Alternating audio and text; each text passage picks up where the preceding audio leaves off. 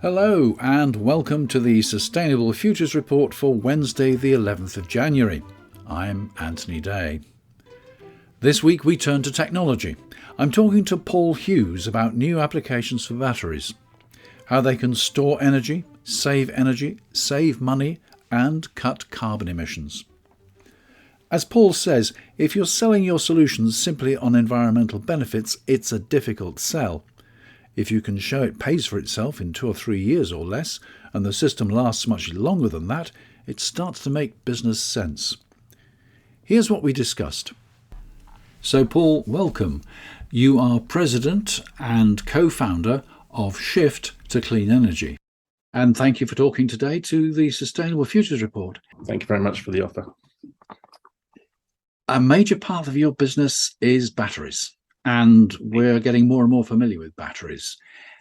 Now, if you've got an electric car, the more powerful they are and the longer range you get, the longer you have to sit at a charging point, especially if you can't find a high-speed charging point. So looking at your website, I was intrigued to see that you have come up with the idea of swapping the battery, not for cars, but tell me about these applications that the swappable battery is designed for.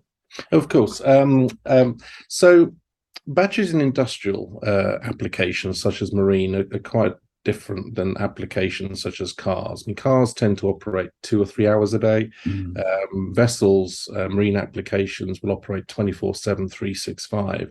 So you kind of raise a very important point here that if you're the vessel owner, you can't afford for your crew to sit there for 6 hours or 40 minutes and wait for your vessel to charge. There's a few things to talk about there. One of them is you have a different type of battery for a marine vessel than you would do a car, and that's so you can do things like fast charging. But fast charging has some challenges on the amount of infrastructure you need to put in place, making sure you've got enough energy coming into the port setting or the harbor setting. So really what we developed was an application called PowerSwap to kind of deal with the 3 key problems for marine electrification. And those problems are space, weight, cost. And so what PowerSwap allows us to do is instead of you waiting for your vessel to charge or your car to charge, and you do a fast swap. So instead of fast charging, you do fast swapping. Now that brings a whole host of benefits because now you can manage your battery in a better way, you can extend for longer, you can have less infrastructure in place, so you don't need to have all the power electronics for very high charging. And also you can deploy a different kind of business model, which we're all familiar with. If you rent a car or something like that for hire purchase, you can have a pay-as-you-go model. Which is a big driver for change because you turn a capital cost of electrification into an operating cost for electrification. So the savings you can generate through decarbonisation will pay for your ability to decarbonise your vessel. Okay, so you set up a stock of batteries at a port and you charge them, and when a vessel comes in, you take out the exhausted batteries and you put in fresh batteries and off the vessel goes. What size vessels are we talking about? What sort of range are they achieving? Yeah, so it's a whole range of different classes of vessels. So they range from crew transfer vessels in Singapore, for example, which will be working continuously to take pilots to their vessels and things like that. Cargo vessels. Some of the cargo vessels we're doing, say, in the Netherlands, will be operating for 8 hours continuously in a day to go to station. So the actual duty cycle of the vessel changes, from application to application. Really, the size of the vessel, although it impacts the choice and the size of the PowerSwap cartridge, it doesn't prevent it from pursuing the PowerSwap solution. So what we've done is we've developed our application to have very small batteries. So small for our size is about this. We package them into something about the size of an American fridge. So that's kind of visually what it looks like. How many kilowatt hours do you get into something like that? So that's a 70 kilowatt hour system. So a small vessel, like a crew transfer vessel, you would have compartments on the side of each side of the catamaran. It's usually twin hulls, and you'd put two of these on each side. So you'd have four ePods cartridges, providing you with 280 kilowatts of power. In larger vessels, so say a barge, you may just have one ePod, but that would be similar sort of size, but just one ePod of 300 kilowatts or something like that. We're doing some pusher vessels. So these push barges around. We're doing some pusher vessels in North America, which will need two 20-foot containers of swappable batteries. So, you're talking about 4.5 to 5 megawatts of batteries there. Wow. And depending on the duty cycle, that could keep you going for half a day or a day. Okay, so you're not up to powering container ships yet, then? Not with a power swap solution. Those kind of blue sea vessels where you're continuously operating. I mean, they may be at sea at 300 days a year. They're idealized for electrification, but in a slightly different way. So instead of making them 100% electric, what you do is hybridize the systems. So in the first instance, you may install a system which would look at how do I make the engines more efficient. So if I step back a little bit, really the objective of batteries is to optimize the system that you put it into. So if I go back to your car analogy, when you buy a car, you buy a car based on its fuel efficiency.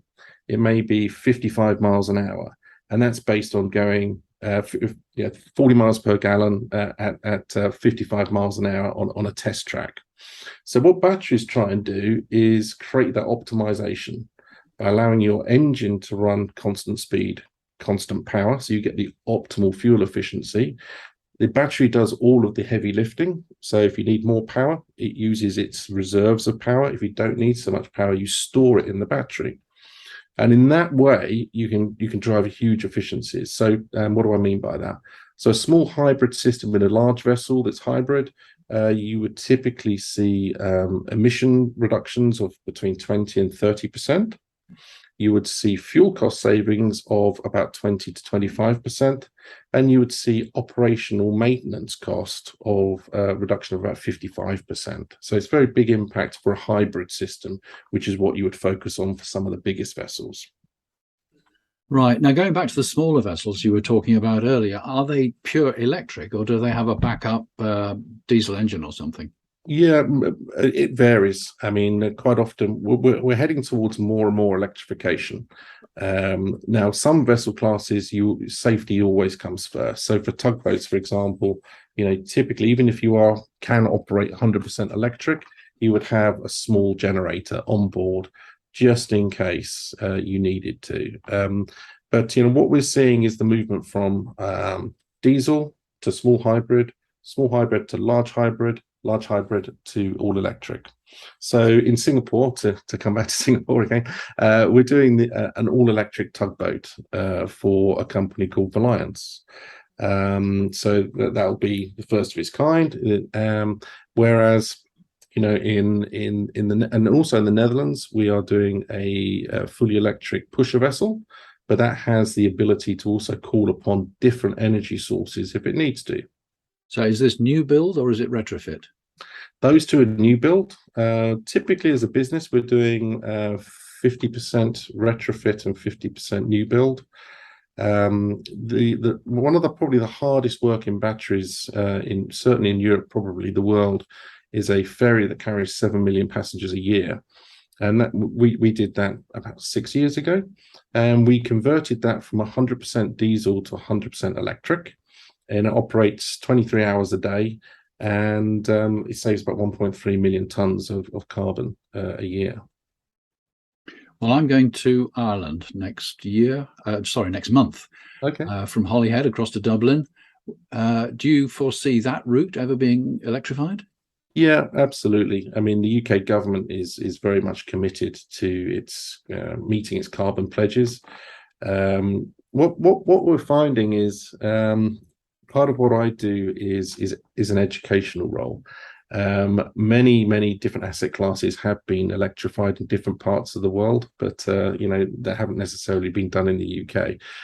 So the UK, we're pushing hard to hybridize or fully electrify these routes, and the choices will be dependent upon how far the vessel has to go, how many trips it does a day, what the charging capabilities are at port. So yeah, in a matter of years, I think the majority of these larger routes will be electrified in some shape or form. Okay, now I can see two constraints. One is the availability of lithium, unless we change battery technology. And of course, the other one is the availability of power to charge them. Because as we electrify the transport fleet of all sorts, as we move to heat pumps, the demand for electricity is going up and up and up. How do you see the future with those in mind? Yeah, I mean, I've been involved with the same cell manufacturer for over 10 years. So I've seen certain developments over those years. Power density is one of them, i.e., the same looking cell can get you 30 to 40% further than it used to 10 years ago. And the price of those batteries have come down very significantly.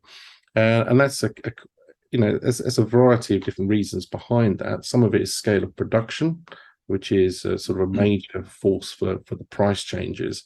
Now, to speak to your point about sort of lithium, I mean, lithium typically makes up about 12% of the components that go into a lithium cell. So there's a whole basket of other metals and components that go into them. What I would say about it is that there's a lot of reserves of lithium that are continuously being discovered.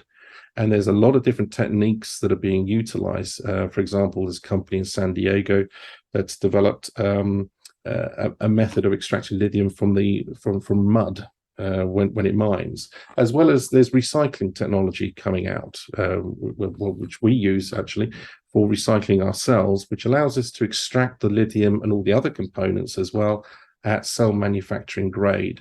So there's a bigger demand, absolutely, but there's also a very big supply of lithium, which is allowing prices to continuously come down as we recycle, etc. On the energy production side, if you choose pretty much any sector is growing. I mean, the solar sector in the UK I think it's got a threefold increase projected over the next 8 or so years. In the offshore wind sector, in the UK, which is one of the world leaders in offshore wind, we're projecting a 5-fold increase in wind farm generation over by 2030. In the offshore wind side of things, there's obviously a huge amount of vessels that get involved in the building of that infrastructure and the maintenance of that infrastructure.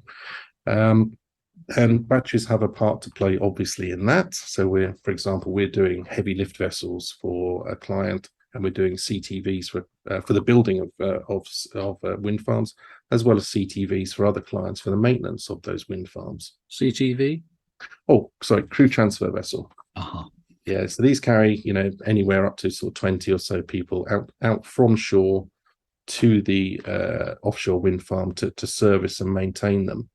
Now, batteries have a part to play as the energy mix changes, because obviously we're building a lot more renewables. And, as I'm sure you've sort of spoken to other people over many years, you end up with some issues.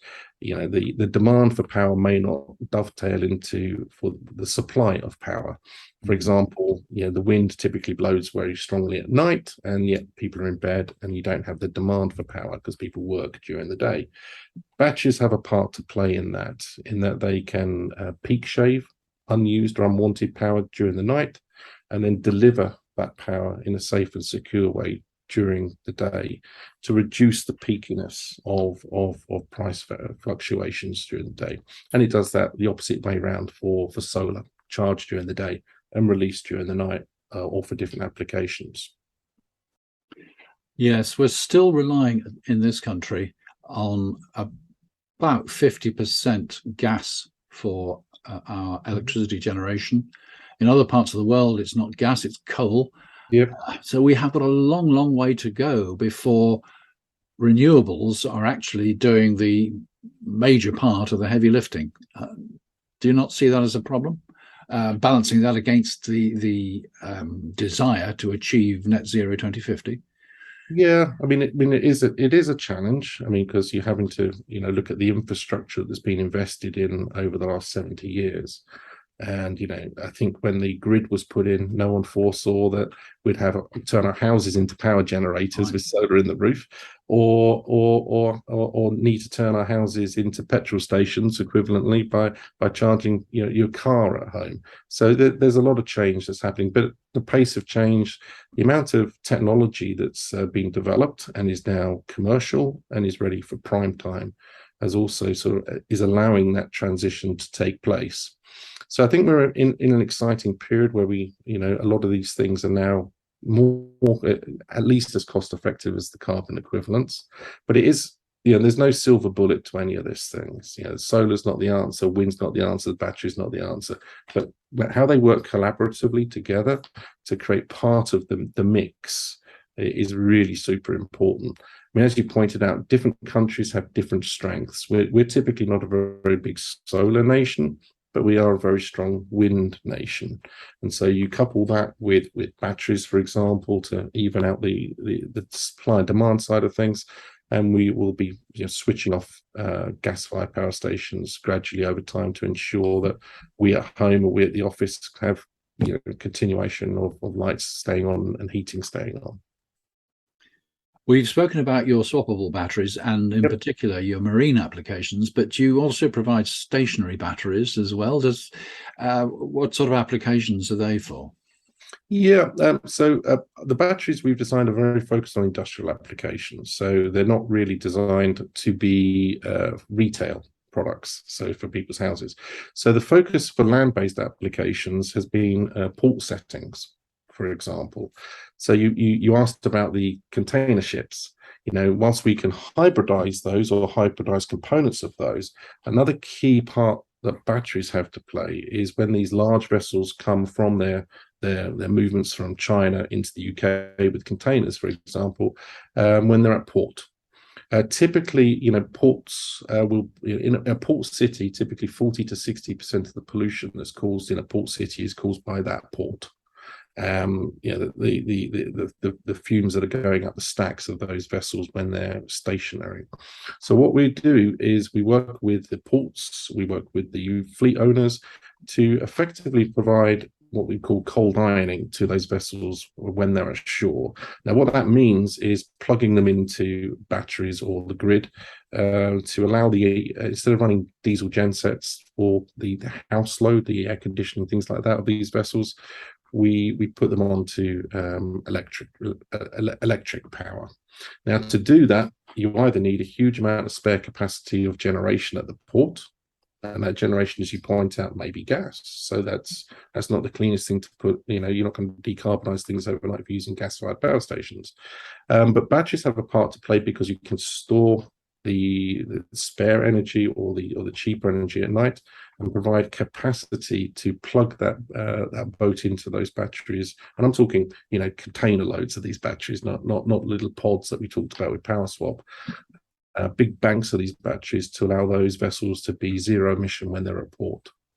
So that's one application. Trains are another application that I think we'll be moving into over time, but we're not actively doing now.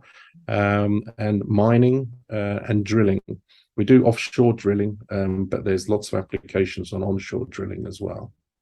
So you could foresee trains operating on batteries, so we wouldn't have to put in overhead wires on the remaining unelectrified lines. Indeed.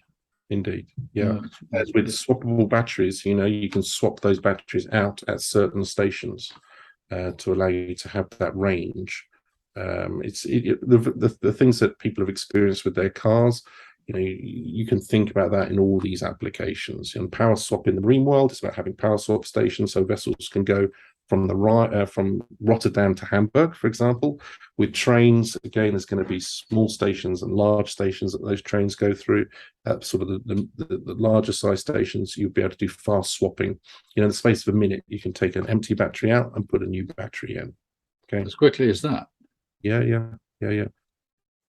Of course, one of the key questions about this is investment. And nobody's going to change from burning dirty diesel or whatever it is that you burn in vessels or even in factories if it's not cost effective. So how does it stack up from a cost effective point of view?